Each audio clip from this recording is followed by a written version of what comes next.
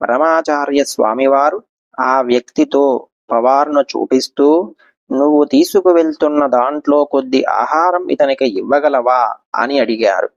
అపార కరుణకు సాకార రూపమైన మహాస్వామి వారు తన సేవకుని కోసం ఒక అజ్ఞాత వ్యక్తిని అర్థిస్తున్నారు.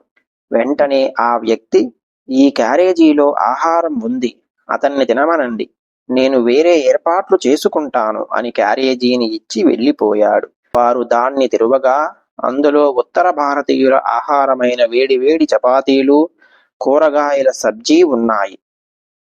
స్వామివారు నవ్వుతూ పవార్ వైపు చూసి తినమన్నారు. తన కోసం ఇలా ఎవరినో మహాస్వామివారు అర్థించడం చూసి పవార్ కదిలిపోయాడు. ఆ వ్యక్తి ఎప్పుడూ మళ్ళా ఆ క్యాంపు వైపు రానే రాలేదు. కనీసం అక్కడ వదిలిపెట్టిన క్యారేజీ తీసుకుని వెళ్ళడానికి కూడా రాలేదు.